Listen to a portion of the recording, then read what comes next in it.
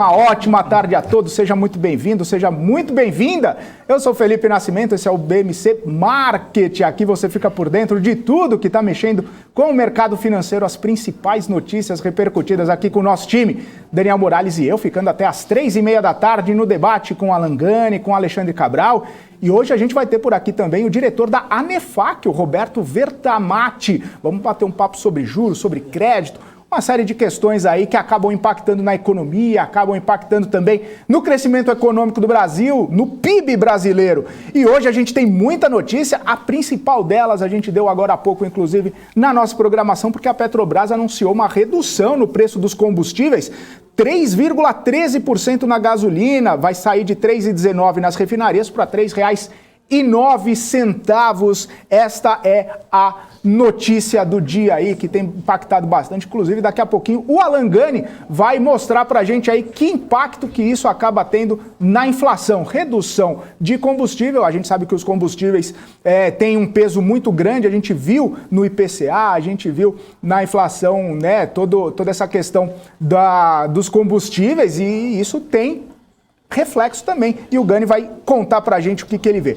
A gente vai falar também sobre a ata do Copom, um tom mais duro do Banco Central, né? Falando aí que, inclusive, a inflação pode estar desancorada, a expectativa de inflação, e que vai ter que ir para o território mais contracionista, ou seja, já tem gente no mercado projetando o Selic no ano que vem acima dos 12%.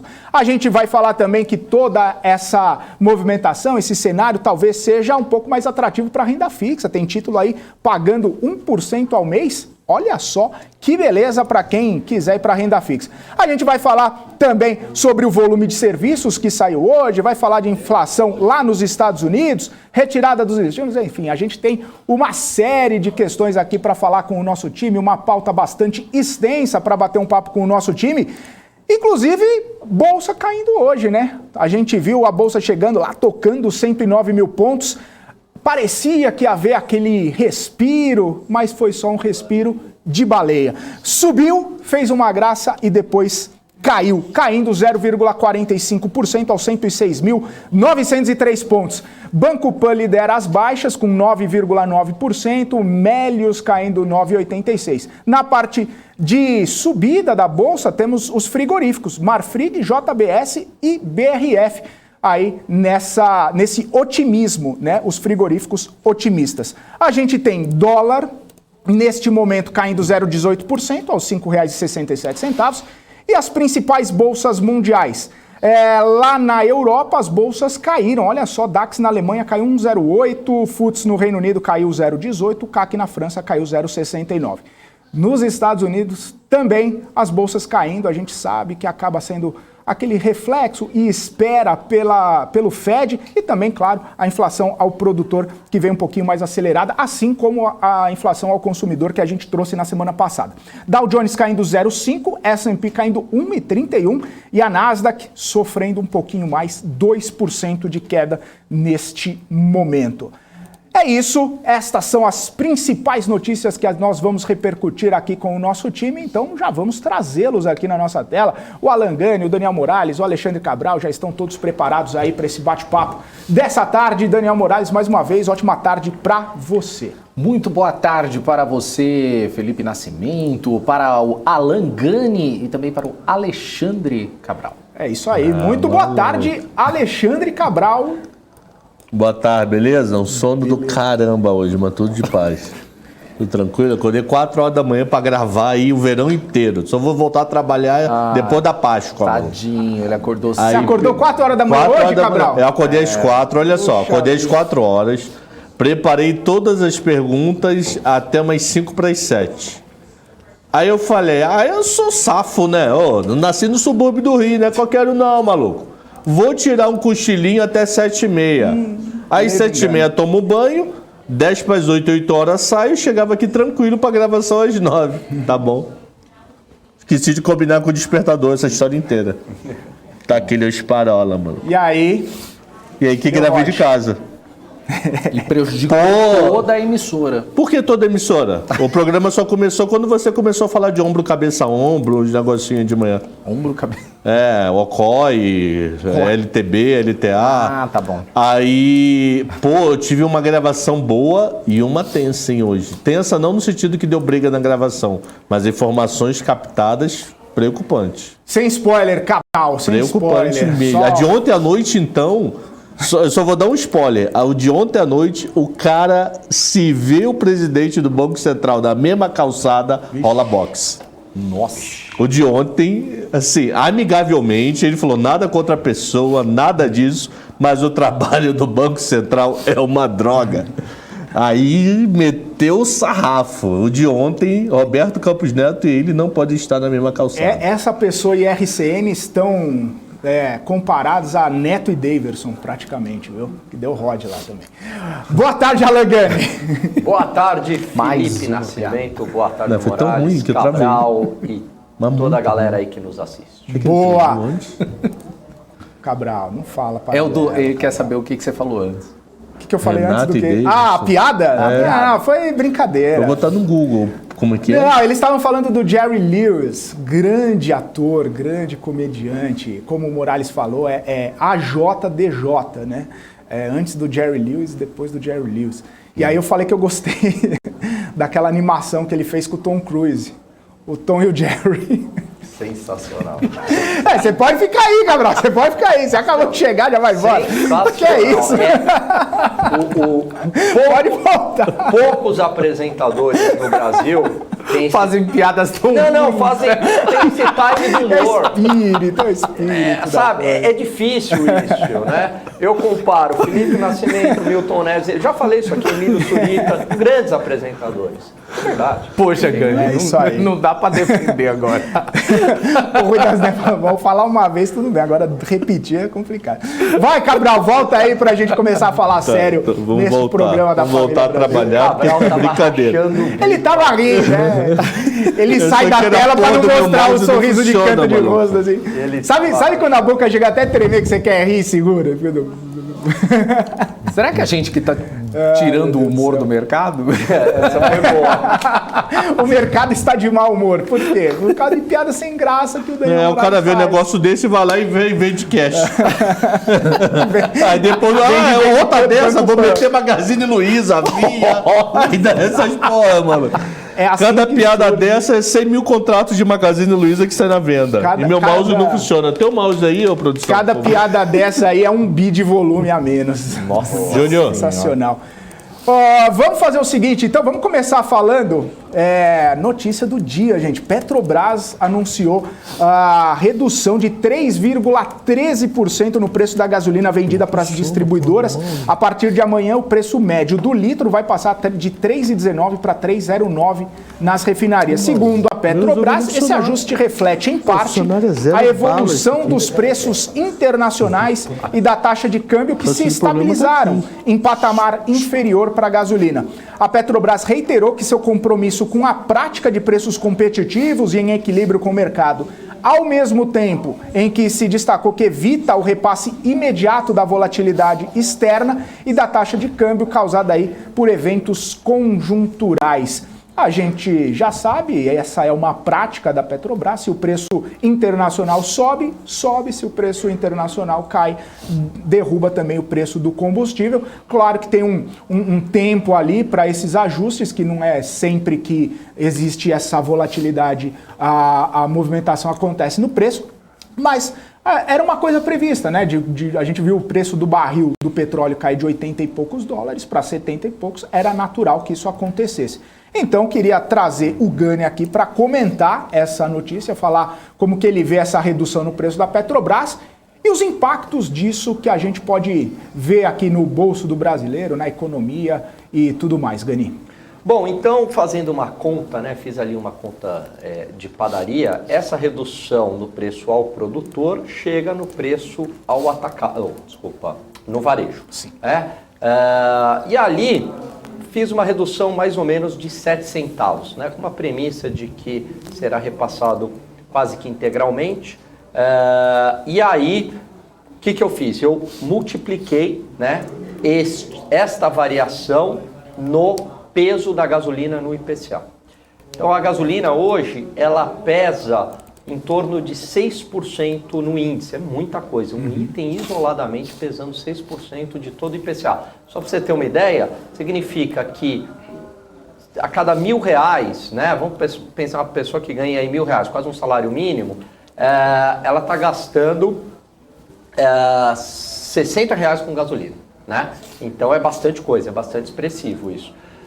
E aí eu multipliquei e tal, e a gente chega aí em mais ou menos 0,08 pontos percentuais no IPCA. É lógico que não é nada que vai fazer com que a inflação, né, fique super baixa, não é isso. Mas tem aí algum efeito sobre o IPCA. Esse é o efeito direto da gasolina. Não mediu o efeito do álcool. Por quê? Porque na composição lá do álcool, né, tem um pouco de gasolina, mas aqui por cima a gente poderia falar em mais 0,02, 0,03, então podendo chegar aí a uns 0,10 pontos percentuais de alívio no IPCA. Tem os impactos indiretos também da gasolina, né? Esse não dá para medir, que à medida que uma série de empresas, a gasolina é custo, certo? Para transporte e tal, a gasolina mais barata acaba tendo aí algum efeito também. Tomara que isso seja possível, eu acho difícil, né? Um IPCA abaixo de 10% no acumulado seria legal, né? Mas eu acho que é difícil. Ah, mas é muita coisa também, né, Gani? Não dá para tirar toda essa diferença para dezembro, né? Teria que ter... A gasolina, obviamente, ajuda, mas teria que ter uma desaceleração geral de outros preços, o que é muito difícil, Felipe, numa época de final de ano, né? Então, acho que não. Então, o IPCA fecha o ano aí, infelizmente, acima de 10%. Acima de 10%. Eu estava resgatando os números aqui, eu ganhei, em novembro, a alta dos preços relacionados ao transporte foi a única que acelerou em comparação com outubro. No IPCA, saiu de 2,62 para 3,35. Só a gasolina ficou 7,38% mais cara no mês passado e já acumulou uma elevação de 50,78% nos últimos 12 meses. E foi essa a elevação justamente de preço que impediu que a inflação desacelerasse com mais força em novembro, né? Então, para que a inflação desse aquela arrefecida que todo mundo estava esperando, todo mundo queria que acontecesse, né? Essa movimentação para baixo teria que ser muito maior e também já vem de um tempo atrás, né? As elevações do ano todo impactou bastante na inflação, né? Com certeza, teria que ter, né? Não vai ser essa redução pontual aí que vai ter aí um grande impacto. Vamos ver se daqui para frente a gente tem reduções adicionais, né? E aí sim teria aí um impacto favorável sobre o IPCA. Cabral! Eu falei com um cara hoje que ele acha que IPCA esse ano é um dígito. 9,97, 9,93. É igual a 10? Mas não é. O famoso aí não é. Ele acha que é um dígito ainda. Ele acha que está 0,60 dezembro. A minha grande dúvida é qual é a velocidade do repasse e se vai ter repasse, né? Porque para subir é fácil, para cair que é a droga. Eu acho que... então, minha dúvida é essa, entendeu? Tipo, caiu 10 centavos na refinaria. Vai cair na bomba quanto? 2 centavos? 1? Nada? 12? Agora vai cair 10 centavos. Que eu não sei da resposta, entendeu? Mas pode ser aí que, né, fique abaixo dos 10. 9,99 já seria legal, entendeu? Porque já tem o efeito de que, olha, psicologicamente não fechou em 2 dígitos, né? Isso tem um efeito. E aí... Só para ver um segundo aqui, vamos falando aí, mas está quente, provavelmente ele devia estar com 0,70, faz todo sentido. Aí você tira 0,10, foi para 0,60, né? E 0,60 acumularia com menos de 10. Acho que é 9,93, eu não lembro. Isso é 9,93 ou 9,96? Então, qual que era a projeção? Qual que é a projeção dele para dezembro? Antes eu não sei quanto era antes. Não? Para dezembro 0,60. Não, ele está com 0,60. Provavelmente ele devia estar com 0,70, algo em torno disso. Aí teve, né, a questão... Porque agora ele já passou essa projeção com o efeito da gasolina, não é isso, Cabral? Ou não? Ou foi antes? Não sei, isso foi gravado meio-dia. Já deve ter. Já. Foi hoje pela manhã. Hoje pela manhã eu emendei uma gravação então na outra, possível. então nem sei. É possível. É possível chegar nesses 2 dígitos já com o efeito do combustível. Um dígito, né? Ó, só para vocês terem ideia, a inflação de novembro, que saiu agora dia 10 de dezembro, etanol subiu 10,53, óleo diesel 7,48, gasolina 7,38 e transporte por aplicativo 6,77. Gás veicular 4,30. Isso foram as altas no mês de novembro fechado. Então, se você diminuir gasolina, pode de algum modo tentar dar etanol devido a botar etanol dentro da gasolina. Diesel ele mudou? Mudou também. Baixou também o diesel? Mudou, se eu não me engano. Então, aqui, ó, esse eu grupo só fiz o impacto junto. da gasolina, mas é possível. Eu tinha visto só gasolina. Não foi diesel? Eu acho que não. Não? Eu vi Então, só eu falei gasolina. besteira aqui. Eu vi só gasolina. Gás veicular, transporte para aplicativo, gasolina, diesel e etanol dão 7,7 da peso da inflação. Mas só com a gasolina e o álcool, porque o álcool vai acompanhar por duas razões. Porque tem composição, né? Um pouco de gasolina, todo mundo que lembra, tem que abastecer lá um pouquinho de gasolina para dar partida, né? Não deixe de fazer isso, senão o carro não liga. Então, tem a própria composição, mas tem a paridade também, mais ou menos aí em 70%. Então, se a gasolina começa a ficar muito vantajosa, é difícil manter aí o preço do álcool. Então, aí o álcool também tem que cair, né? Para manter a paridade. E só um detalhe que eu vou mudar rapidamente de assunto durante 1 minuto e a gente volta. O segundo item que mais subiu em novembro foi energia elétrica residencial. E na live que eu fiz hoje de manhã, o povo não está otimista não para o ano que vem. Com queda de energia elétrica, não. Acho que esse abril vai ficar muito mês essa tarifa bombando aí. Mas deixa para as gravações de dezembro e janeiro. Então, o que eu estou vendo agora aqui, eu não sabia que energia elétrica era do segundo piso. Boa. E aí Petrobras hoje, talvez seguindo o preço do petróleo que cai no mundo, talvez seguindo essa situação aí de baixa nos preços, investidores ficando um pouquinho menos otimistas, Petrobras caindo, né? 4 caindo 0,5% e a Petri 3 caindo 0,9%. O pessoal até comentou aqui no chat, né? Pô, essa bola aí da redução do preço, Bolsonaro cantou lá atrás, né? Falou faz 2 semanas. Aí fica a dúvida, né? Uma dúvida eterna. Será que Petrobras falou e como o Bolsonaro abriu o bico, os caras ficaram 1 semana para segurar, já podia ter derrubado lá atrás? Tá. Ou é famoso, pô, eu sei que tá caindo o petróleo e vai cair o preço. Eu não duvido nada não, mano. Que Bolsonaro tem cara de ser um chefe mala, mano. Ligar todo dia pra todo mundo perguntar o que tá fazendo. tem que ser aquele maluco assim, e aí? Quando o Felipe tá apresentando, o que você fica fazendo? Lendo e-mail. Lendo e-mail. Então, por que você tá lendo e-mail? Deixa eu ver se é particular. Vamos pro forró hoje. É particular, então. Deve ser algo assim, mano. Foda. Vamos pro forró. Mas o importante é que baixou, tá todo mundo feliz, todo mundo ganhando dinheiro, alegre, feliz e contente. Só falta combinar com os russos. E eu tenho uma dúvida aqui, mudando radicalmente de assunto, que eu não sei dar a resposta, se alguém souber me ajuda. Então, mas quer mudar de assunto já? Não, quando for mudar de assunto. Tá.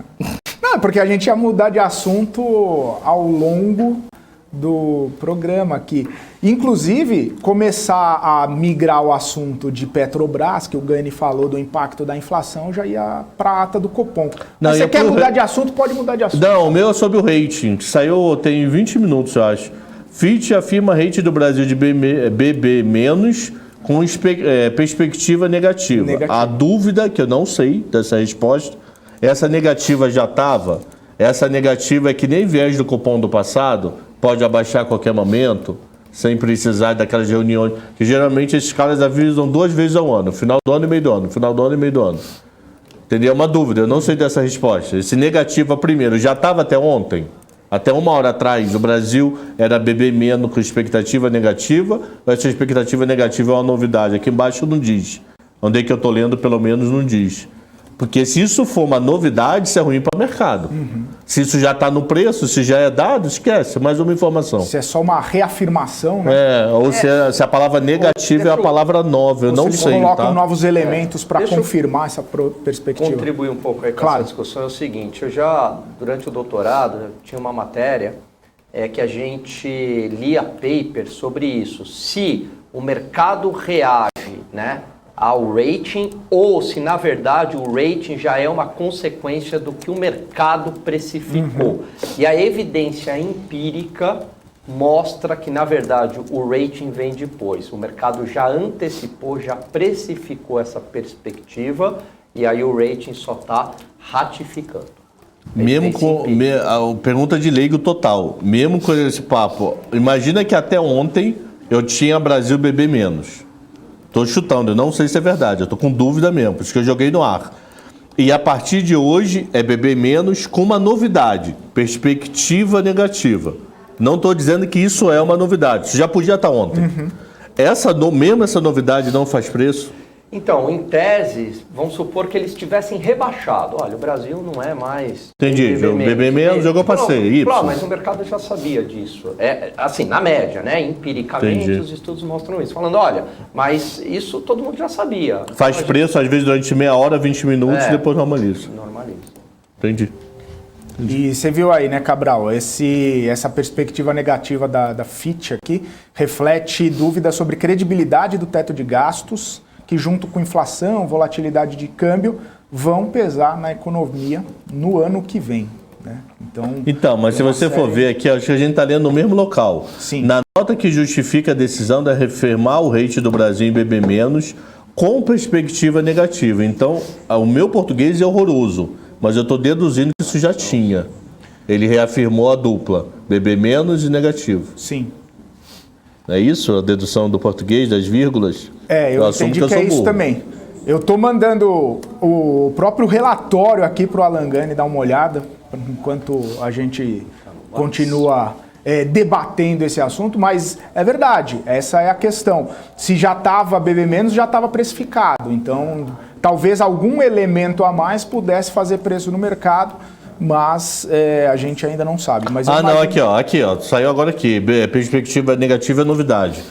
Tá. Fitch explica, súbita piora, isso aqui está no BDM Online, aqui no grupo de Telegram, que eu assino, súbita piora dos ativos domésticos com a virada do Ibovespa para negativo e do dólar, que abandonou a queda e agora opera estável, coincidiu com a decisão do Fitch de determinar perspectiva negativa para a nota soberana do Brasil, alegando riscos fiscais, o que o Felipe já tinha comentado.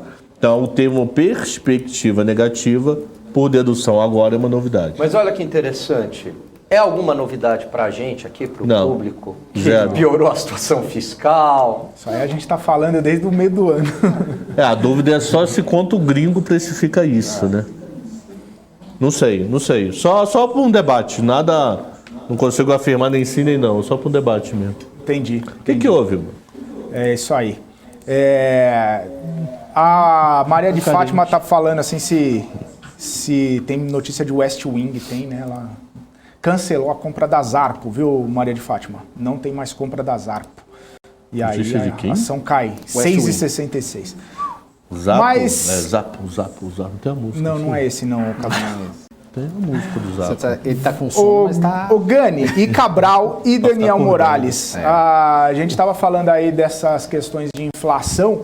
E a inflação é um negócio bastante importante que a gente estava comentando que veio na ata do Copom, né? A ata do Copom levou isso bastante em consideração, falando inclusive que só para de subir juro quando tiver sinais de desinflação, né? Então, talvez a gente pode ter um cenário de juros ainda maior ao longo do ano de 2022, né? E não só duro, ainda né? maior. Mais duro. Eu acho que o termo, desculpa me se meter, mas metendo, o problema não é só o maior, o problema é que ele deu a entender que vai andar reto. Ele vai subir e vai ficar aquele ancorado até a economia voltar. Então aquela expectativa que o pessoal até tinha de subir em março e começar a reduzir para final do ano, não está em um dígito, mas já está menor, vai se anular daqui a pouco. Daqui a pouco o mercado vai começar a apostar que ele vai subir em março e vai varar 2022, 12 e pouco. Pô, desculpa, não é querendo ser chato não, maluco. Você vai ferrar PIB. Mas vai ferrar bonito o PIB. É horrível falar aqui e escutar a própria voz. Vai ferrar bonito o PIB, mano. Eu acho que, não sei não gostei não. Não vou mentir que eu não gostei. O pouco que eu li, não li inteira, não gostei. Desculpa me antecipar a resposta, mas não gostei. E aí, Gani? Eu li a ata, é um tom assim mais preocupante, né, por parte do Banco Central. Então ele levanta ali uma série de questões, a variante Ômicron, né, o próprio questão das cadeias produtivas, que a gente já cansou de falar aqui, choques de commodities, né, inflação no mundo e aumento das taxas de juros por parte dos bancos centrais. Então ele traz essa preocupação, diz ali que vai chegar até 11,75 e depois ele tem um processo de corte de juros fechando em 11,25. Mas lembrando que o que ele está sinalizando agora não significa que é o que vai se concretizar. Isso é o cenário hoje, né? Se a inflação começa a chegar mais benigna, então ele vai ter um ajuste menor. Se essa inflação, pelo contrário, começa a chegar mais alta, ele passa a ter, o Banco Central, um ajuste maior. Agora, o que me chamou muito a atenção na ata foi a questão fiscal. Diversas vezes ele diz o seguinte: estamos aumentando a Selic, mudando o patamar do juro neutro para ancorar as expectativas, por conta da situação fiscal. Então, mostra que, assim, se o Banco Central... porque muita gente fala, mas o Banco Central, não sei o quê, está errado, não sei o quê. Mas se o governo, né, só para o pessoal entender, né, Tesouro é uma coisa, Banco Central é outra. Se o governo, Tesouro Nacional, Ministério da Economia não fizer o papel dele do lado fiscal, o que tem que acontecer? O Banco Central, ele tem que ligar a turbina dos juros mais forte ainda, para compensar a deterioração fiscal. Porque a deterioração fiscal, ela tem um efeito imediato de aumento de gasto, que vira pressão sobre demanda, e ela tem um efeito sobre a própria perspectiva de inflação. Porque todo mundo fala, bom, o fiscal está piorando, governo gastador vai ter inflação. E aí todo mundo acredita que vai ter inflação, a inflação se concretiza, porque todo mundo se antecipa e aumenta preço, empresários, que eu estou falando. Então, aí o Banco Central tem que falar, bom, já que você não está fazendo a tua parte aqui, o que eu tenho que fazer? Eu tenho que subir os juros ainda mais para compensar esse ajuste, né? Isso acontecia no passado, vocês lembram quando a taxa da antiga TJLP, hoje TLP, ela era abaixo da taxa Selic. Então o que acontecia? O Banco Central subia os juros, certo? Só que esse aumento dos juros não pegava em um monte de empresa. Por quê? Porque a empresa ia lá, tinha um bom relacionamento com o governo e pegava dinheiro do BNDES a uma taxa baixinha. Juros a 14,25, Selic a 14,25, eles pegavam taxas a 5%, 6%. Então, o que tinha que acontecer? O Banco Central tinha que fazer ainda mais o ajuste de inflação, ainda mais o ajuste nos juros para compensar esse juro subsidiado do BNDES. Lógico que a situação é diferente hoje, mas o que eu estou querendo dizer com isso? Que o ajuste de juros do Banco Central, em parte, é por conta da situação fiscal. Maravilha. E já tem gente falando em 12%, chegando quase até 13%, né? Na Selic no ano que vem. O que acaba prejudicando também todo mundo, né? Principalmente os mercados de renda variável, que a gente sabe que com uma Selic nesse patamar, quem que vai, naquele custo de oportunidade, título pagando 1% ao mês, como que você vai justificar um investimento em renda variável, né? Claro, o risco é bem mais alto, a gente sabe que o retorno pode ser mais alto também, mas, né, na balança lá as coisas ficam meio complicadas, né? Pois é, uma taxa de juros muito alta. Tem uma entrevista do Banco Central, do Gustavo Franco, que já foi presidente do Banco Central, que ele fala uma questão que é bastante interessante. É uma entrevista, se eu não me engano, de 2015. Né? Ele diz por que os juros são tão altos no Brasil. E aí ele fala o seguinte, bom, 1/3, 2/3 aí dos fundos de pensão investem em títulos públicos. Né? E por que isso? Porque as taxas são muito atrativas. Agora, por que as taxas são tão elevadas no Brasil e não conseguem se sustentar em patamares baixos? Porque o Estado brasileiro é muito grande, é muito inchado. Então é como se o governo forçasse taxas de juros altas, né, para você financiar esse gigante, esse Leviatã gigantesco, né, e com risco alto. Quer dizer, a relação Lógico que melhorou em relação ao ano passado, mas a gente tem uma dívida bruta num patamar bastante elevado. Então, para compensar esse risco, eu, o mercado exige juros altos, né? Então, esse que é o problema. E aí passa pela questão fiscal. Como é que eu reduzo esse risco fiscal? Então, eu vou ter que fazer essas reformas, reforma administrativa, simplificação tributária, tornar a máquina do Estado mais eficiente, né? Fazer esse gasto mais eficiente. É a única maneira de reduzir os juros. Prova disso é o que está acontecendo agora. Veja, os juros em parte está subindo por conta da situação fiscal. Vale muito a pena assistir essa entrevista do Gustavo Franco. Uma é de 2015 no Roda Viva e a outra é de 2017. Eu digo até 1 minuto dessa entrevista, porque eu uso em aula. A entrevista de 2015, coloquem exatamente em 1 hora ali. 1 hora no YouTube, você bota lá e ele vai estar explicando essa questão de uma forma bem didática. Boa. Inclusive, você falou essa questão das reformas, Gani, na ata escreveu assim, ó, e diz que esmorecer no esforço das reformas e ajustes das contas públicas eleva os juros estruturais. E ainda deu aquela cutucada, falou, vamos fazer essas reformas aí, vamos ajudar a gente. A única boa notícia que eu vejo nisso, antes de passar aí para o Cabral fazer a gente já faz, isso aí é legal.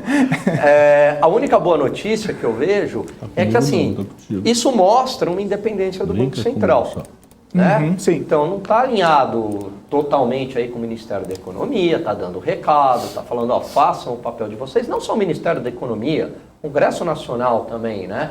Então façam o papel de vocês porque a gente está fazendo o nosso papel aqui, né? E muitas vezes a gente toma pancada porque vocês não estão fazendo o papel de vocês, né? Esse é o ponto, você tem esse componente aí das expectativas. Cabral, ilustra o Ministério da Economia. Vai ganhar 2. Como é que foi o Banco Central aí? Porque você me chamou de atrás da curva. E outro porque você é lerdo e não passa a reforma. Ainda ganha um álcool para limpar a mão porque você está fazendo tudo errado. Agora toma que o filho é teu. Agora o governo faz o quê, Morales? Não sei, fica para mim? Coitado, mano. Não, fala assim, corre atrás da curva. É tudo a curva de juros, né? Curva de juros. A curva de juros você só vai me dar 1. Só vai me dar 1 na curva de juros. E o aí resto? tá problema fiscal e lava a mão. Aí eu falo, já subi os juros e vou dizer que vou subir mais. E você que não passa reforma nenhuma, seu inútil? Aí Fica mais para mim. Não, aí o Morales aí o governo vai lá e fala assim, não, é do Congresso. É o Congresso que passa a reforma. O Guedes falou, né? A reforma do imposto de renda tá lá desde agosto, desde não sei quando. Pô, tá lá, mas não passa de jeito nenhum, não vai. Mas ainda acho que você tá exagerando muito nessa alta, mano. Ter contratado 1,5 para janeiro, para fevereiro, eu não teria feito isso nunca. Eu tô com um cagaço de recessão no que vem do caramba, mano. Um temor, né? Um receio. Assim, preocupado com a estrutura da curva interna do PNAD vindo pelas contas nacionais do BGE, vulgo Delrod. Ô Morales, antes da gente chamar o nosso convidado aqui, rapaz, já tem convidado informação da PEC dos precatórios, o que tá rolando lá na PEC dos precatórios pra gente saber o que tá rolando, pra ver se vai dar uma aliviada nesse cenário, se... O Cabral não quer mais falar de PEC dos precatórios. Então fala você, Morales. Vamos lá. Pro Cabral, então, os líderes da Câmara fecharam uma negociação para retirar a data de limite dos precatórios. Com a alteração, é possível o envio da PEC direto para promulgação. O acordo na Câmara prevê aprovar a vinculação do espaço fiscal da PEC. E os líderes acreditam em votação ainda hoje. O texto da PEC deve garantir pagamentos de parcela do Fundef em 2022 e os líderes só aguardam solução técnica para a redação da PEC. Mas o Pacheco sabe disso? Simone Tebet, sei lá, arrumou um barraco lá no dia, sabe disso? Pode? Eric Decat tá aí? O Eric Decat tá aí. Não, tá. Não tá aí. Ele não tá aqui. Tá na reunião. Ele tá no amigo secreto do Congresso. O que é amigo secreto? É amigo oculto? Eu não sei o que é amigo oculto, Eu é não amigo sei se é a secreto. mesma coisa. Então, depois a gente te explica. Eu sei como que é que é. existem, eu sei que secreto e oculto talvez sejam sinônimos, mas não, né, aplicação nessa frase eu desconheço. Aqui em São Paulo é secreto. Onde então, você mora há 39 anos. Amigo Quem mora há 39 anos em São Paulo? Brincadeira, sei lá. Você mora há 39 anos em São Paulo? Nada. Até 20 anos você estava onde? Um pouco Não é até 20 anos, ele mora por Não, ele está 39 anos em passou São 2 Paulo. anos fora, Ele está com tem 59 e 60 você estava 20 anos onde? 59. Você estava até 20 anos você estudava onde? Não, fiquei 6 anos no interior. 6 anos no interior. São José? É bastante coisa. Não, Araçatuba e Rio Preto.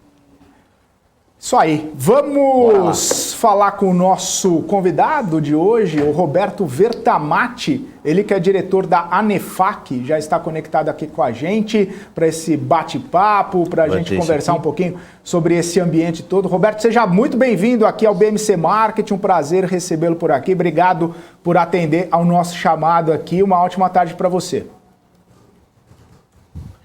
Muito boa tarde. A quem está na mesa aí também, muito boa tarde, e aqueles que nos assistem também.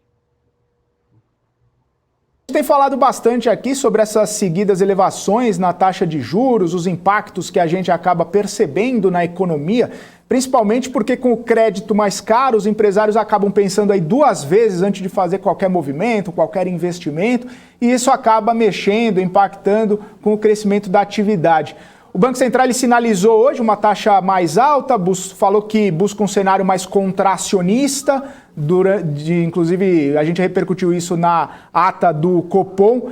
Eu queria saber qual que é a sua visão para esse cenário de juros mais altos, cenário de crédito, quais os impactos que a gente pode esperar com tudo isso aí na sua visão. Eu estava assistindo vocês aqui, e, em linhas gerais, concordo com a opinião de vocês.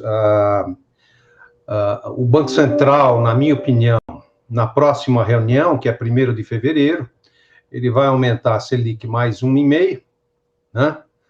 E é bem provável, eu acredito, que durante o ano de 2022, essa Selic fique lá em cima. Eu já não estou acreditando muito também, como estava falando o Cabral, de que haja, a partir do meio do ano, uma redução da Selic. E, sem dúvida nenhuma, esse cenário leva a um PIB mais contraído ainda, né? Eu entendo que é um remédio amargo. O Banco Central, a gente percebe que ele, e a partir de 2021, efetivamente, ele é independente, né?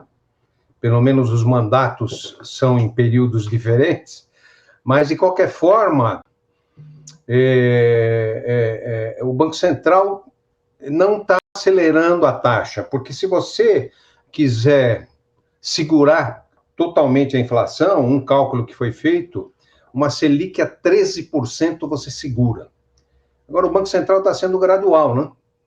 E vai continuar nessa toada, mas eu volto a dizer aí que concordo com o que o Cabral está dizendo. Eu acho que a perspectiva para 2022 é que essa taxa fique lá em cima, 12, 13, por aí. E o momento também preocupa, não só no Brasil, né? Nós estamos aí com as economias da Europa, Estados Unidos, com uma inflação muito alta. Eles são uns países já desenvolvidos, uma estrutura econômica com todos os pilares funcionando, que não é o nosso caso aqui, né? Ainda que o Banco Central e a economia brasileira está tomando algumas atitudes contracionistas, acredito que não dá para ser diferente, porque eu acho que o pior de todos os males é a inflação, principalmente para o assalariado e para a população em geral. Agora, tem um preço a pagar, a gente sabe. Agora, eu não tenho visto medidas semelhantes, ainda que com economias mais estruturadas, nem na Europa, nem nos Estados Unidos. Isso, por tabela, pode nos continuar prejudicando o próximo ano inteirinho, né? eu acho que como um primeiro cenário geral, eu vejo dessa forma aí. Gani, Cabral, vocês têm perguntas para o Roberto? Eu tenho sim. também. Roberto, um aumento da Selic ou uma diminuição da Selic não necessariamente significa um aumento ou uma redução na mesma magnitude no crédito pessoa física, pessoa jurídica. Vocês têm aí essa estimativa do quanto que sobe a Selic, o quanto que sobe em média a taxa do crédito na pessoa física, o quanto que cai a Selic, o quanto que reduziria a taxa no crédito pessoa física e pessoa jurídica? Vocês têm algum tipo? A minha pergunta é muito igual, então só vou fazer um pequeno complemento. Por que nós demoramos tanto a sentir essa mudança? Porque quando o Banco Central cai os juros, demora tanto a chegar no consumidor final e se chega. Só para complementar a pergunta do Gani. Não, são questões importantes. Nós acompanhamos a questão da inflação, dos juros, há mais de 25 anos. E desde a implantação da Selic, realmente o acompanhamento não é simétrico, aumentou Selic, aumenta juros. Normalmente o mercado antecipa o aumento dos juros. Então, o mercado, nós já estamos com um nível de juros bastante alto. Então, normalmente, o mercado antecipa os juros e a Selic vem depois, né? Da mesma forma, no momento que nós tivemos uma situação um pouco melhor da inflação, o mercado vai refletir a questão dos juros com uma certa antecedência da Selic. Vocês estavam comentando no programa, um pouco antes, uma questão importantíssima quando a gente fala da estrutura econômica do Brasil, né? Eu realmente acredito que o grande problema do Brasil é o tamanho do Estado, e vocês estavam falando isso. É totalmente desproporcional. E nós temos um agravante aqui no Brasil. Nós temos um regime que se chama presidencialista, mas não é. Porque, na verdade, quem manda é o Congresso, né? E você tem o nosso presidente, aqui não estou discutindo nem A, nem B, nem C, estou discutindo fatos.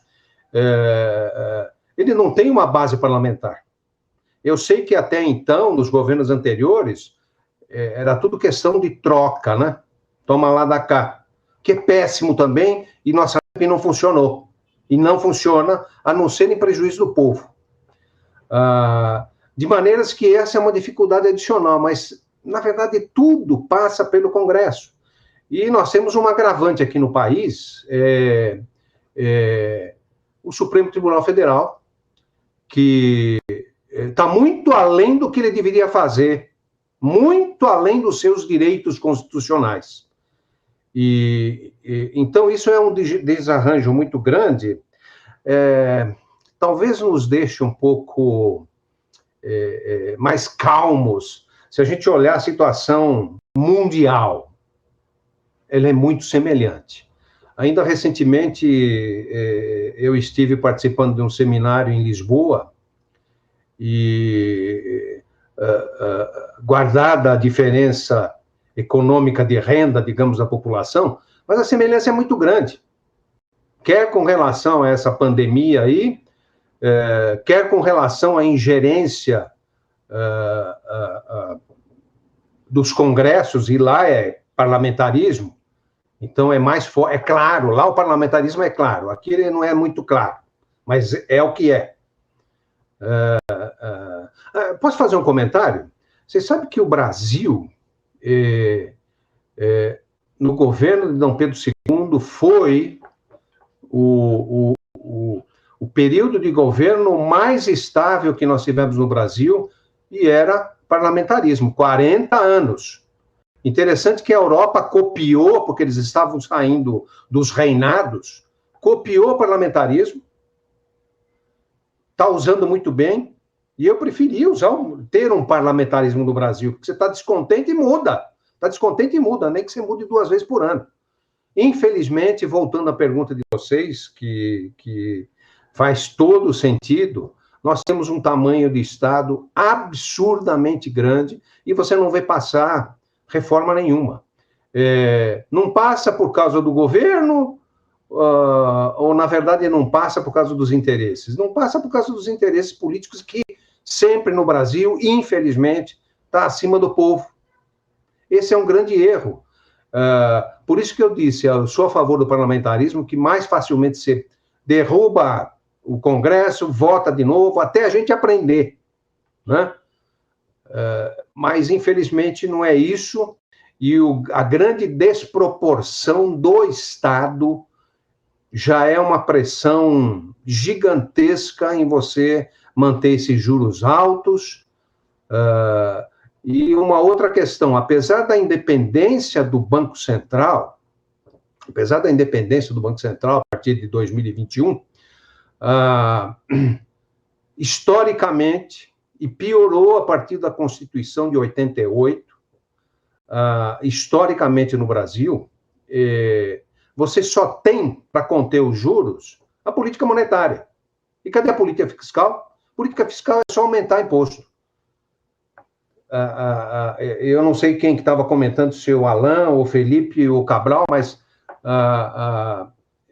tá aí um monte de coisa para ser votado no Congresso e não vota, porque é tudo interesse político e não interesse do povo.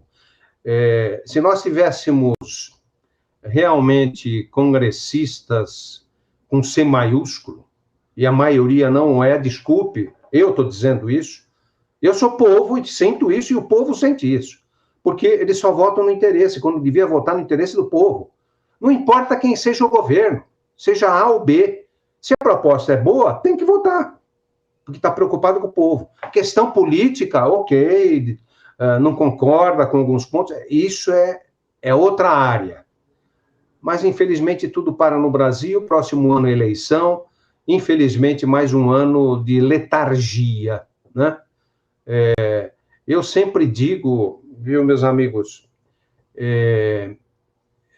quanto mais governo, é menos democracia. E aí eu falo governo no sentido geral, né? Os três poderes. Quanto mais governo, é menos democracia. Quanto menos ingerência do governo, melhor, né? E olha, eu não sou de esquerda nem de direita, eu sei que esse discurso é de esquerda, mas também a direita gosta disso, né? De ter tudo na mão, né? Mas quem perde? O povo. O povo, porque ele quer algumas coisas, mas o Congresso não vota, o Congresso não faz. Reforma administrativa. Que coisa mais absurda. Por que não está votado? E está lá agora na Câmara, e não sei se a toque de caixa pode sair um monstro aí também, porque sempre eles impõem, colocam porcarias no meio, né? Olha, gente boa, eu nem sei se eu respondi, porque acabei me animando. É muito bom aí esse, vamos chamar assim, esse desabafo, né? Eu concordo com você. E, Cabral, você me permite, ô Felipe, emendando aqui uma outra pergunta, e o que fazer diante dessa situação, Roberto, para desmontar todo esse fisiologismo, diminuir essa máquina e aí a gente poder ter um juros menor no país?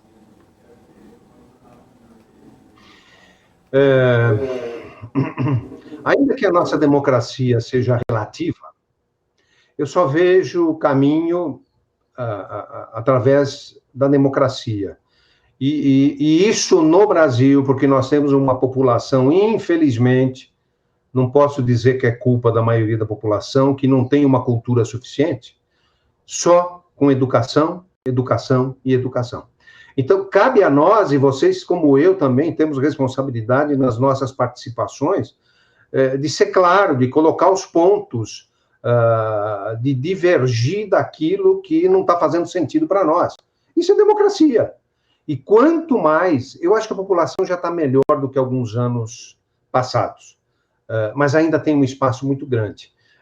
Eu também, como vocês, sou da área econômica e até tenho um livro com a minha esposa sobre educação financeira na família. E a gente percebeu na elaboração do livro com as pesquisas que nós tivemos que fazer, que, de maneira geral, a população, de uns 10 anos para cá, melhorou um pouco no aprendizado da questão econômica. Veja que o Brasil, infelizmente, só agora está entrando no currículo escolar, eu acho que é no Fundamental 2 ou no ensino médio, uma matéria sobre, não é economia, sobre finanças, sobre entender um pouco o dinheiro. Olha, a maioria dos países do mundo desenvolvidos, e não só os desenvolvidos, na Ásia, a China, Fundamental 1, ele já tem aulas para noção de moeda, noção de fazer troco, noção de crédito, tudo falado de uma forma bem simples. Mas o Brasil nunca teve, está começando agora. Então, infelizmente, é um processo longo. Eu não acredito em ruptura, porque eu acho que isso acaba destruindo mais ainda esse país, que é um país maravilhoso. E, apesar dos pesares, você conta no dedo os países no mundo que têm uma área agriculturável como a nossa, só são 5 que tem, metais e são pouquíssimos que tem, e população grande são pouquíssimos que tem. Esses têm muito mais potencial para darem uma virada, e o Brasil tem. Agora, infelizmente, o processo é longo, e nós vamos continuar aprendendo com os erros, porque a gente vota, infelizmente, a eleição o ano que vem, nós vamos ver um monte de carinha repetida. É só que isso aí é tudo figurinha carimbada negativa, né? Quando a gente juntava figurinha. Acho que vocês nem juntaram figurinha, no meu tempo tinha, de craque, de futebol. Eu era criança, tinha muita figurinha. Então você é da antiga também, é isso? Nos 90, né, Cabral? Não é muito... Deixa eu tirar uma dúvida agora com ele. E no meio ali de setembro, o governo aumentou ou criou, eu não lembro agora ao certo, o IOF para o crédito, que teoricamente dura até 31 de dezembro. O objetivo lá era arrecadar algo próximo de 2 bi para o Auxílio Brasil, auxílio, sei lá, esses auxílios emergenciais. O Brasil tem um defeito absurdo de tudo que aumenta não cai. Você acredita que esse IOF na virada do ano desaparece, já que teoricamente arrumamos uma fonte para o Auxílio Brasil? Ele veio para ficar e, em paralelo, o governo deve ter conseguido, quer dizer, ainda não acabou o ano, né? Ainda faltam alguns dias por ano. Mas os dados que vocês já têm, acha que ele consegue esses 2 bi que ele esperava? Eu não acredito que cancele esse IOF, e se ele cancelar, vai criar um outro mecanismo. Infelizmente é isso. Nós temos no Brasil aproximadamente 90 tributos entre contribuições, taxas, etc. É um absurdo. Aliás, aquele que tem negócios no Brasil é um herói, porque viver nesse clima é dificílimo. Você pega uma carga tributária, olha, eu falo de um país comunista, tudo centralizado, a China, é 26%. Você pega a carga tributária dos Estados Unidos, 26%. Você pega a carga tributária do Brasil, 35%, 36%, fora a complicação. Porque nós temos 90 itens e o controle, todos os governos, não é esse, todos, passaram para quem? Para quem é do negócio. Ele tem que controlar, ele é o responsável, se ele errar, ele paga, se ele não errar, ele paga também, porque está cheio de erro no processo. Então, o tributo é outra coisa complicadíssima nesse país. Então, infelizmente, a reforma, vocês falaram do imposto de renda, não foi votado. Eu não estava de acordo também com essa reforma, porque no final, o bojo é uma simplificação, alguma simplificação iria acontecer, mas no fundo, vai aumentar a carga tributária. Como é que você faz uma discussão de reforma tributária, reforma fiscal, e os mais importantes não são ouvidos? Mais importantes é quem tem os negócios, quem tem os serviços. Esses não são ouvidos. Quem que faz as leis? É lá o Congresso Nacional que faz conforme as pressões. E nós sabemos que os funcionários públicos têm uma pressão muito grande. Não sou contra funcionário público, já fui funcionário público, tem funcionário público muito bom, mas eu diria que no quadro brasileiro você pode, e aí eu falo tanto dos 3 poderes, como nos 3 níveis de governo, federal, estadual, municipal, legislativo, executivo e judiciário. Você tem funcionários públicos, sempre tem os bons, mas você tem uns 30%, e olha, eu estou sendo benéfico, eu estou sendo benevolente, não benéfico, nesse número, que é mais do que isso. Você pode dispensar quem não vai fazer diferença nenhuma e vai melhorar o serviço. E prejudica aqueles que realmente são funcionários públicos que trabalham direito. Infelizmente, esse tudo é o tamanho do Estado brasileiro.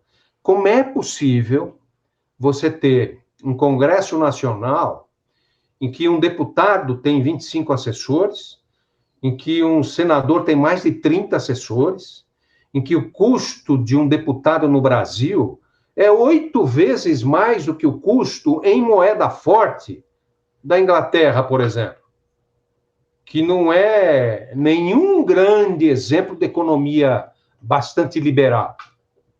Como é que pode? Só essa questão dos assessores, e que não estão só no nível federal, está no estadual, estão nas câmaras municipais. Isso não é democracia, porque, na verdade, ele define os assessores, quem é eleito, e esses caras vão fazer o quê durante 4 anos? Ou 8 anos, no caso do Senado? Vão trabalhar pela reeleição. Então, uma medida excelente que poderia acontecer numa reforma política reeleição uma vez só. E eu não estou falando do executivo, estou falando do legislativo. E depois tem que ter um interregno de pelo menos um mandato para depois se candidatar de novo. Isso mudaria muito. Mas, infelizmente, quem toma a decisão? Congresso Nacional. Nesses casos também. Eles não têm nenhum ânimo para mudar coisa nenhuma nesse sentido. Salário do judiciário. As pessoas mais ricas desse país, enquanto dizem 1% ou 2% da população, os mais ricos são funcionários públicos e são funcionários do judiciário e do legislativo. Claro que não são todos. Tem uma quantidade muito grande que ganham o simples. Mas, infelizmente, isso faz a diferença. Isso aumenta esse tamanho do Estado e aumenta a ineficiência do Estado. Então, a mudança que nós temos que fazer é muito grande, mas desistir jamais. E vamos falando e vamos questionando. Quanto mais falarmos, você vai conscientizando a população. Na próxima eleição, eles já vão pensar um pouco nesses aspectos. Opa, por que ele tem 10 assessores no caso da Câmara Municipal, ou 25 no caso das câmaras, das Assembleias Legislativas, Senado mais de 30 e assim por diante. Fora as outras benesses, hein? Então, tudo isso faz com que a nossa democracia seja realmente relativa, né? E bem relativa. Mas, ok, ainda a solução é pela democracia. Ô, Roberto, eu tenho uma pergunta aqui para você, porque a gente estava falando bastante sobre a Selic e também a perspectiva do ano que vem, chegar a 12%, 13%, só que, olhando no retrovisor, a gente estava no começo do ano com uma Selic de 2%, né? E agora 9,25% é uma quantidade muito grande, né, de variação num curto espaço de tempo, a gente pode dizer desse jeito. Eu queria saber como que você vê esse impacto, né, da Selic sair de 2% para 9,25%. nesse curto espaço de tempo, quanto que isso acaba penalizando também nessas estruturas de crédito, na tomada de crédito, nos investimentos, em vários setores, inclusive, né? Isso prejudica essa questão do crédito, Roberto? Sem dúvida nenhuma. Prejudica em todo sentido. Nós estamos vendo aí o PIB que vocês estavam comentando, está murchando já nesse ano de 2021 e vai ficar murchinho em 2022 e talvez até num patamar recessivo, né? Como a gente já tem visto várias estimativas aí. Mas com relação ao crédito, o crédito brasileiro, se você pegar todo o volume de crédito, é alguma coisa como 55% do nosso PIB, 3,5 trilhões de reais, metade é pessoa física, metade é pessoa... metade é livre e metade é gerenciado pelo governo. E se você pegar no livre, a pessoa física tem um pouquinho mais... no 1,7 trilhão, a pessoa física tem um pouco mais em volume do que a pessoa jurídica. Se você olhar esses números e comparar com as economias desenvolvidas, o volume de crédito na economia brasileira é baixo. Você pega um Chile 80, você pega países da Europa, Estados Unidos, é muito mais que 100% o volume de crédito da economia. O crédito não é mau. Agora, as limitações no Brasil é que nós temos pouca concorrência, nós temos, infelizmente, um tamanho gigantesco do governo que você precisa deixar o juro, a Selic lá em cima para segurar, e o próprio juros no mercado é inibidor, tanto para a pessoa física como para a pessoa jurídica. E olha que nos últimos tempos os juros da pessoa jurídica estão um pouco mais comportadinho, mas na pessoa física, é inadmissível você ver a questão do cartão de crédito a 13%, 300% ao ano. Quem entra no rotativo para morrer financeiramente. Ou ele fecha a loja e abre outra, se desse para fazer, né? Então, esse é o cenário, tem espaço para crescer, desde que a economia volte minimamente a uma normalidade. É difícil uma normalidade no Brasil, volto a dizer, com o problema que nós temos do tamanho do Estado. Eu diria que a grande luta que nós temos que ter é para diminuir o Estado. Quanto menos Estado, melhor para a economia. E eu não estou dizendo desgoverno, absolutamente. O governo... por que o governo tem que ter indústria? Não tem. Ele tem que regular e ajudar o mercado a que tenha concorrência. É isso que tem que fazer o governo. E não ter um monte de estatais, que a gente sabe que no Brasil, infelizmente, como o Congresso, a mentalidade é do toma lá da cá, deixa eu colocar as pessoas do meu interesse nessas empresas. E aí, como é que eles decidem? Não decidem pelo resultado melhor da companhia, por um produto melhor, não. Eles decidem de outra forma, que só prejudica a própria empresa, a própria Petrobras. Eu não sou contra a privatização da Petrobras, não. E acho, olha, tem funcionários muito competentes na Petrobras. Vocês estavam até falando de Petrobras, né? Tem funcionários muito competentes na Petrobras, parte técnica é muito boa, só que, infelizmente, nós vimos aí, historicamente, a ingerência política quase mata a empresa, quase morreu. E agora precisou vender um monte de coisa.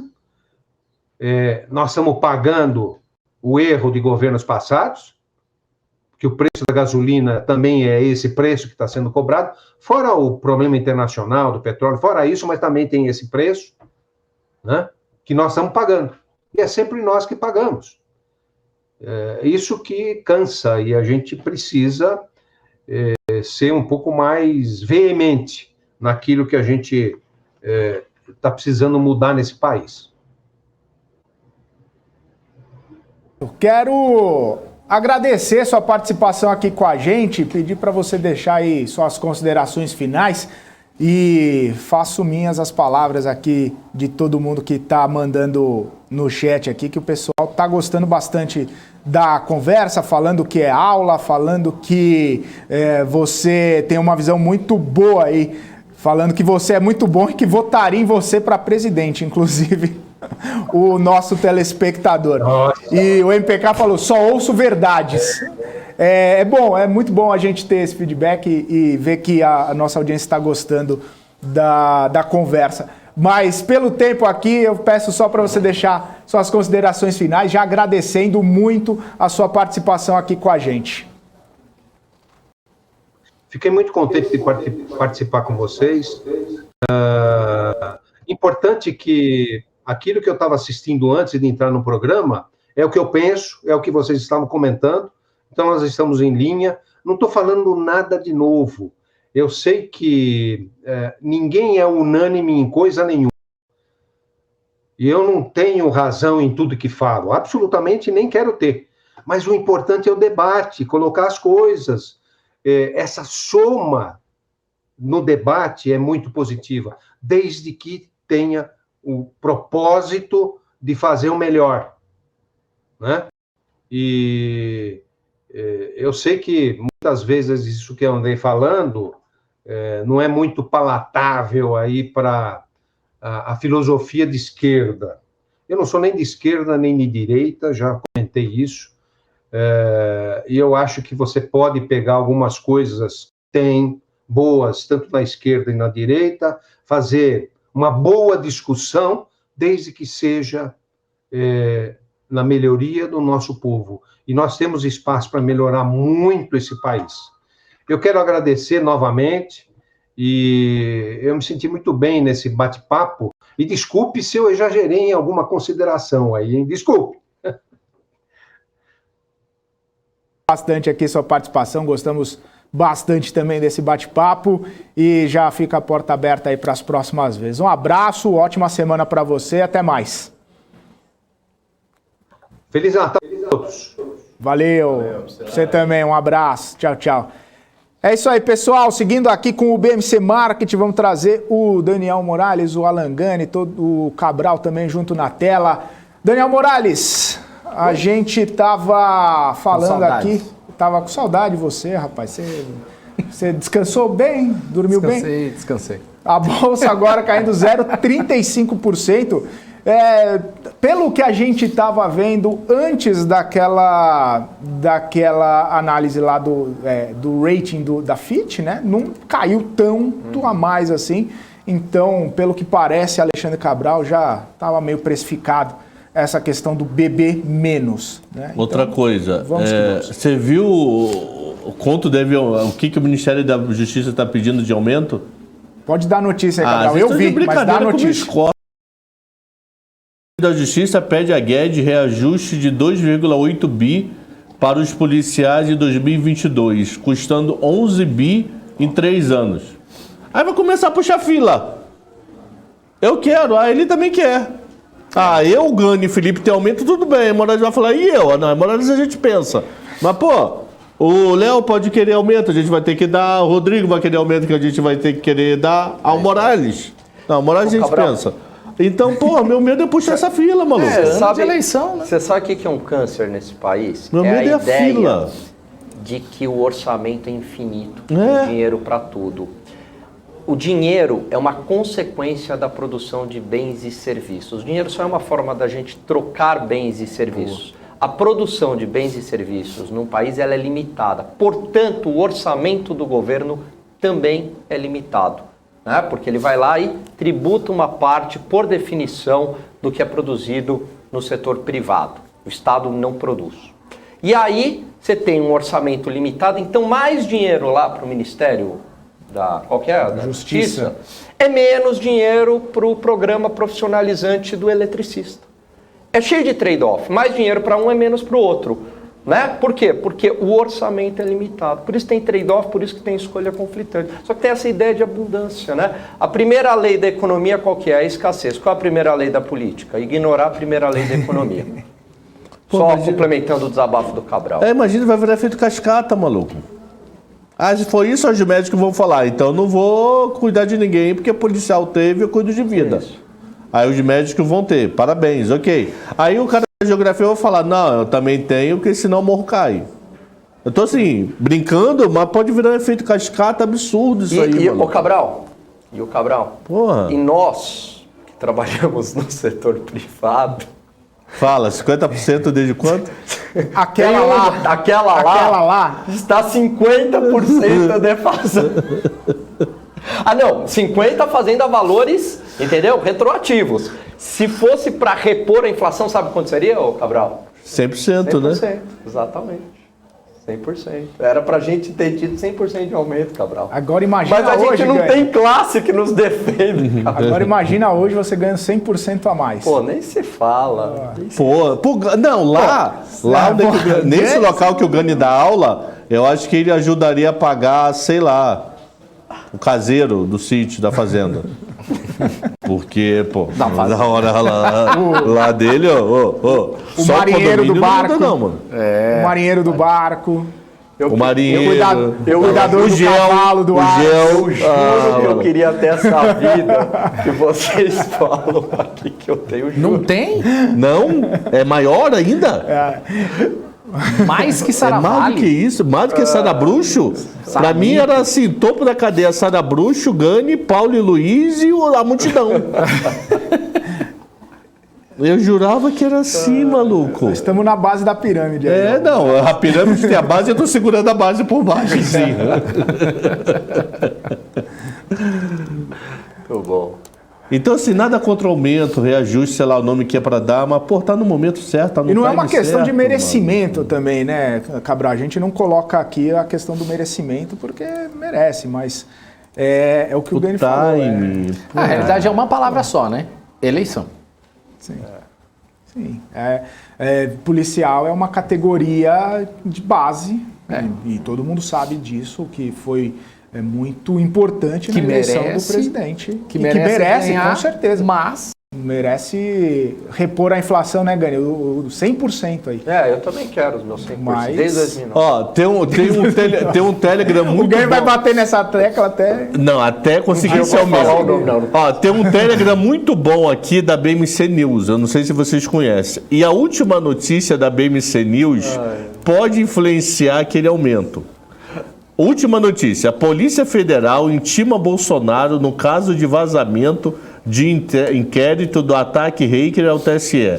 A investigação ainda junto ao inquérito do fake news e foi solicitada pelo TSE. A Corte Eleitoral avalia se ao divulgar a cópia do inquérito, Bolsonaro pode ter cometido o crime previsto no artigo 153 do Código Penal que proíbe a divulgação sem justa causa de informações sigilosas ou reservadas, assim definidas em lei, contidas ou não no sistema de informações do Banco de Dados da Administração Pública. Quer ver sair um aumento esse negócio sumir? Ah, com certeza. Agora, sabe qual que é ver? a distorção no Tá Brasil? de brincar, vá a louça, Ô, Felipe, mano. A distorção. Nos que é? Estados Unidos, por exemplo, o funcionário público tem estabilidade, certo? Então você vai para o funcionalismo público, você ganha estabilidade, mas o que você perde? O que você abre mão? Financeiro. Se você fosse para o setor privado, você ganharia muito mais. No Brasil, você tem uma distorção, porque você tem no funcionalismo público estabilidade e Financeiro. o financeiro. Então você tem um prêmio muito grande para ir para o funcionalismo público e o setor privado acaba perdendo bons profissionais, né, por conta disso. Então isso gera uma distorção muito grande, né? Mas também tem alguns funcionários públicos que não estão nessa categoria aí de ter o financeiro também, viu? Não é todo mundo, não. Minha esposa é todo mundo. professora, eu vou falar Não, um não é todo negócio mundo, pra perfeito. você. Que Mas eu- ela é Estado, município ou federação? município. Perfeito. Município. Município da capital? Não. Mas o negócio, eu vou te falar, viu? Mas se quer capital também não Mas é aí dos que tá, melhores. né? E veja que tem essas distorções e tem aí e aí quando a gente fala bate em funcionalismo público, a gente não está falando, né? A gente está batendo no mau funcionalismo Sim. público, né? Não no funcionário público, mas Aquele funcionalismo público que não deixou fazer uma palestra na UF, Porque reforma da Previdência não era importante. Isso é ridículo. Esse é ridículo. Isso é ridículo. Esse eu tenho que falar, ó, tá de brincadeira da faculdade. Isso é Oh, ridículo. não quero que tenha palestra. Tem 10 mil funcionários. Eu não quero. Por quê? Porque eu não quero. Oh. Tá doidão? Mas você depois, eu dou muita aula no Banco Central. Quer dizer, esse ano eu não dei nenhuma, mentira. Eu dou aula desde 19. O grau de excelência de Sim. funcionário de Receita, Banco Central e CVM é você ficar de queixo caído da Não, pergunta são dos muito caras bons. e das meninas. Que isso? Exatamente. Não, Esse e assim, grupo, dentro últimos do 10 anos, o nível tá funcionalismo muito público, alto. tem essas Sim, sim. Dentro mesmo do fundo. Dentro do funcionalismo você tem essas distorções. Então, enfim, dado que falamos bastante de Estado, funcionalismo, etc. Então, já... Considerações finais. Agora É isso o que eu ia programa falar. começa. Não, é porque faltam 2 minutos, e aí eu vou falar a consideração do Morales, do Gani. Aí quando der 3h30, aí, Agora o programa aí o Cabral começa. lembra da história lá de 1997. Você tá no shopping Você fazendo sabe que compra? quando eu trabalhava no... Deixa eu contar uma história aqui pra você. Não. Quando eu trabalhava no Pactual, maluco, na mesa de operações de câmbio, teve uma vez Câmbio não, que Zé de Júlio, eu nunca Vasconcelos trabalhei em chegou e aí fechou o mercado. Aí Guedes passou atrás de mim. Quer ver uma coisa muito doida? Dia como hoje não, ontem, que chovia pra caceta, Daí. saía do ar com telecomunicação, era muito doido, era no vidro, pô, isso é coisa muito de velho, maluco. Era no vidro, assim, na janela, tinham antenas coladas no vidro. Colava mesmo, com fita assim no vidro. Aí inventava muito, aquela droga começava a balançar, broadcast saía do ar, Reuters saía do ar, negociação da B3 na época da Bovespa, saía tudo do ar. Que chovia tanto que a antena saía do ar, maluco. Era muito louco. Você parar pra contar isso pra alguém hoje, ninguém vai acreditar na história dessa. Que o banco não negociava porque choveu muito. É sério, chovia, você via a antena fazer assim, e vai sair do ar quem primeiro? E saiu primeiro do ar broadcast, ó, congelada 2 minutos sem notícia. Aí o que tinha que fazer? Parar a chuva e um técnico, operação suicida, né? Amarrado lá, do lado de fora, Pactual, 20º andar, maluco, e o cara lá. Pegou? Não, peraí, sabe aqueles negocinhos de piada de antena? É verdade isso, maluco. Pegou? Só faltava ter um bombril na ponta. Eu vou embromar até 3h40. Pegou? Pelo amor de Deus, Cabral! Não aguento mais, Cabral! Tem uma reunião agora, Cabral. Então vai. no Procto agora? Daniel, isso aí, se fosse, seria consulta na reunião. Ô, Daniel Morales, não sei, considerações vai se reunir finais, com por ele. favor. As minhas considerações, só Resposta é agradecer. rápida. Eu queria agradecer a presença Precisa. aqui no estúdio do Renan Lima, Boa, telespectador, Renan que Lima. está aqui acompanhando aqui a nossa programação. Valeu, obrigado, Renan. Acompanhou um pouquinho. E ele gosta do Nubank, será? Deve ter falado o que Será eu que ele vim gosta? fazer nesse É, o que eu vim programa. fazer É aqui, fã mano? do Cabral e Eu do vim Gani de também. Natal, o que eu vim fazer aqui? Eu sou louco. Cara, É, não só pra pode dizer. existir O Renan alguém que só fã tem uma do- coisa que ele não gosta. Ele não gosta do happy hour, viu, Morales? Ele não Você gosta. não gosta do Renan, happy hour? é Brincadeira. Ele gosta. Pelo dele. amor Faltam quantos dias falei- pro happy hour? Olha, faltam 3 dias, aliás, para encerrar Encerrar o ano com chave de ouro. esse programa de uma vez por todas. Ô, louco. Então Neste você não ano. volta? Neste tá. ano, neste ano. Você não vai trabalhar entre Natal e Ano Novo? Não, volta. Natal eu não trabalho, Ano Novo sim. Ele volta. Só uma coisa, você viu que a Paula chamou você para reunião hoje, você viu aqui? Não que tô amanhã sabendo. vai ter festa da firma para você se comportar. Ixi, Maria, não tô sabendo. Você tá aqui, depois olha o recado. Ó. Já passou Chama o o Daniel memorando. pra salinha hoje às 19 horas que amanhã tem Ele festa tá da firma. tentando enrolar, só Gani, pra falar. considerações finais. Tô com sede, sabia? Considerações finais. Olha A a testa notícia do da Felipe, né? Petrobras pode levar esse IPCA para um dígito. Isso teria um efeito sobre as expectativas bastante positivo. Boa. Cabral, 20 segundos. 10. 18. Não, primeiro concordo com o Gani, eu acho que essa notícia do IPCA é excelente. E eu acho que o Banco Central viajou na maionese hoje de pegar tão pesado em curva de juros, de botar a curva reta. Eu acho que ele está querendo se precipitar uma coisa que não é tão necessária. Mas é que eu não quero nem saber, o problema é teu. Ó. Tá tudo contigo, você que se vira e fazer ajuste aí no Congresso. Deu 20 segundos? Pouquinho mais, mas tudo bem. Valeu, então, Daniel Morales, Alan Gani, homem Alexandre bonito, Cabral, homem muito bonito, obrigado por bigode estarmos bonito, juntos aí nessa mano. terça-feira. Hoje, dia 14 de dezembro, e agora tá chegando o The Trade com o professor Alexandre Cabral, ele que vai conversar com o Regis Chinchilla, ele que é analista da Terra Investimentos.